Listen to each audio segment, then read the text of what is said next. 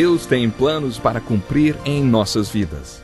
Essa é a mensagem de toda a Bíblia e é isso mesmo que estamos estudando aqui no Encontro com a Palavra, escrito pelo pastor Dick Woodward e narrado pelo pastor Edson Bruno.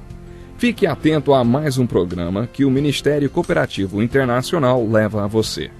Com você agora, pastor Edson Bruno.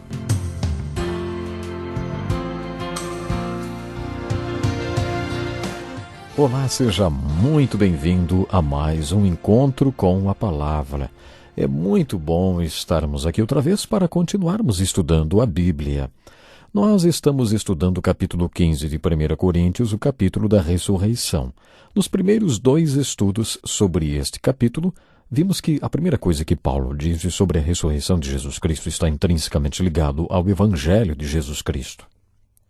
A ressurreição de Jesus Cristo é parte essencial do Evangelho e, segundo Paulo afirmou nos 4 primeiros versículos, foi isto que ele pregou em Corinto e foi nisto que os coríntios creram e por isso foram salvos.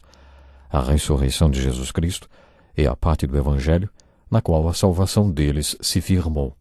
Depois de afirmar que a ressurreição de Jesus é parte do Evangelho, Paulo passou a mostrar que o Evangelho é um fato que podia ser provado judicialmente, uma vez que havia mais de 2 pessoas que poderiam servir de testemunhas oculares do fato. Na verdade, mais de 500 pessoas testemunharam este fato, e Paulo citou algumas delas: Pedro, Tiago, o irmão do Senhor, e mais 500 irmãos que provavelmente estavam reunidos quando Jesus instituiu a grande comissão. Por último, ele ainda escreveu sobre ele mesmo: depois destes apareceu também a mim, como a um que nasceu fora de tempo. Foi aí que então Paulo revelou um pouco do seu relacionamento com Cristo. Conforme comentamos, é impossível explicar a vida do apóstolo Paulo a parte desta experiência mencionada aqui. Sua primeira experiência e encontro com o Senhor Jesus foi na estrada de Damasco. A vida e o ministério do apóstolo Paulo, a grande virada da sua vida de perseguidor a apóstolo da Igreja de Jesus, é a grande prova da ressurreição de Jesus. Paulo argumentou que dentre todos os apóstolos o seu trabalho foi o que deu mais frutos e que ele foi o apóstolo que mais trabalhou pelo Evangelho. Ao mesmo tempo, Paulo afirmou no versículo 10 que tudo isso ocorreu porque a graça de Deus estava com ele. E sua graça para comigo não foi inútil. Antes trabalhei mais do que todos eles, contudo não eu, mas a graça de Deus comigo.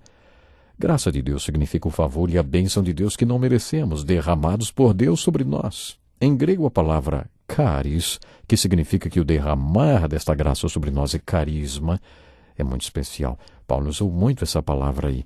Pela graça de Deus, ele dizia. No capítulo 9, versículo 8 de 2 Coríntios, ele afirmou: e Deus é poderoso para fazer que lhe seja acrescentada toda a graça, para que em todas as coisas, em todo o tempo, tendo tudo o que é necessário, vocês transbordem em toda boa obra.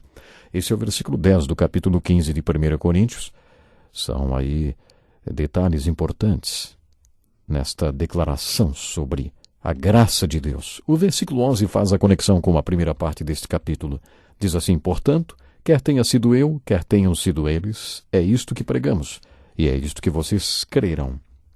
Em outras palavras, tanto ele como os outros apóstolos pregaram a morte e a ressurreição de Jesus, e foi nisto que os coríntios creram. E assim Paulo encerra a primeira parte do capítulo.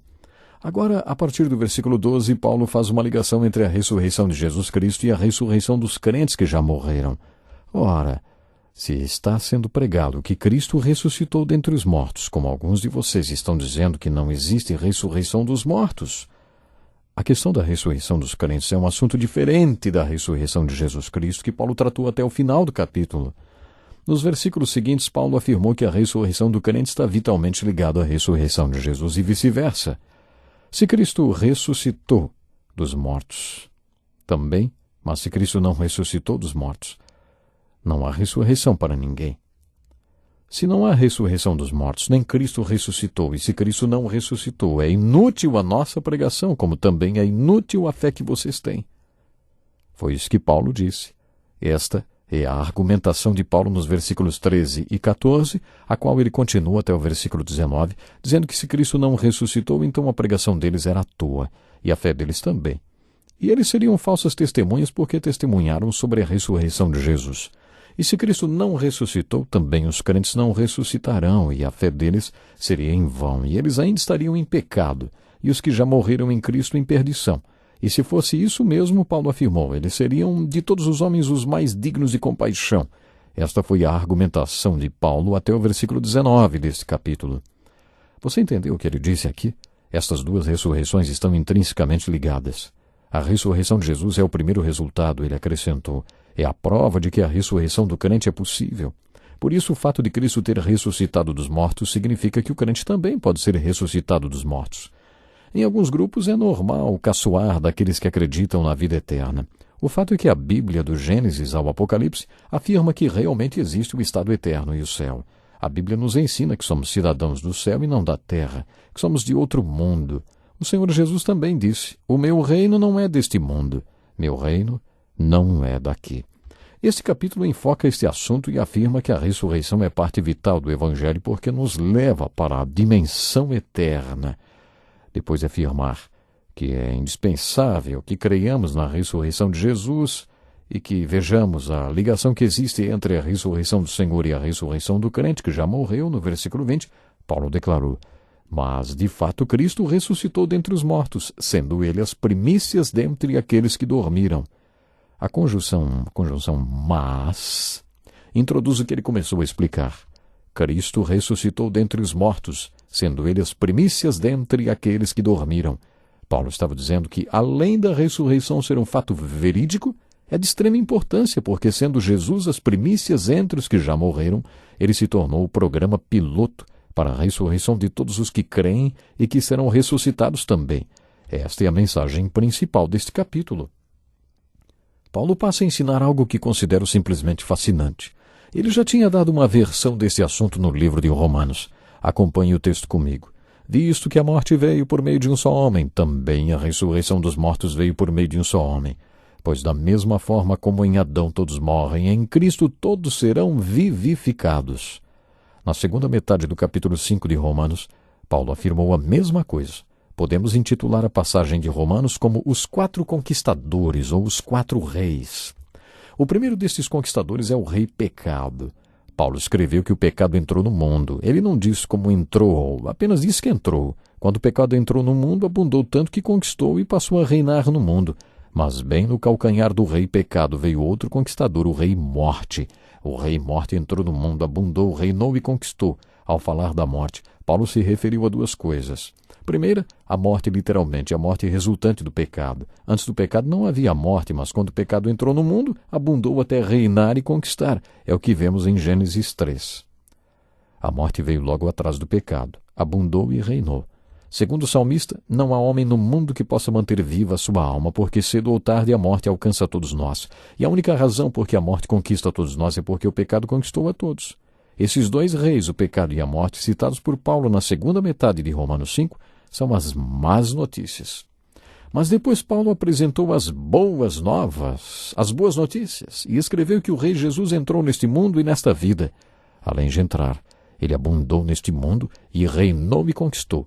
E as boas novas são que você pode ser um rei. Você pode entrar na vida em Cristo, abundar em Cristo e reinar em Cristo. No versículo 17 de Romanos 5, lemos o seguinte: se pela transgressão de um só a morte reinou por meio dele, muito mais aqueles que recebem de Deus a imensa provisão da graça e a dádiva da justiça reinarão em vida por meio de um único homem, Jesus Cristo.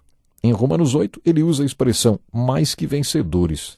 Em outras palavras, isso quer dizer que o 4º rei é você e sou eu. Você pode ter vida em Cristo e abundar nela. Você pode reinar na vida através de Jesus Cristo. Portanto, o primeiro rei é o rei pecado que entra, abunda e reina em sua vida. É bem no calcanhar do pecado que vem a morte. Pode ser que no versículo 23 do capítulo 6 de Romanos, Paulo tenha se referido à morte que vai além da morte física. Pois o salário do pecado é a morte. A consequência do pecado são as trevas. O salário do pecado nunca é bom. As consequências do pecado nunca são boas. Portanto, quando o rei morte entrou e reinou, não veio apenas a morte física, mas a morte como consequência do pecado. Portanto, o pecado e a morte são as más notícias. Mas as boas novas são que o Rei Jesus entrou e abundou nesta vida. Ele reinou nesta vida e a conquistou principalmente através da sua morte e ressurreição. Isto significa que você pode viver em Cristo, através de Cristo e com Cristo. Você pode abundar nesta vida ou viver plenamente como Jesus se referiu. Eu vim para que tenham vida e a tenham plenamente.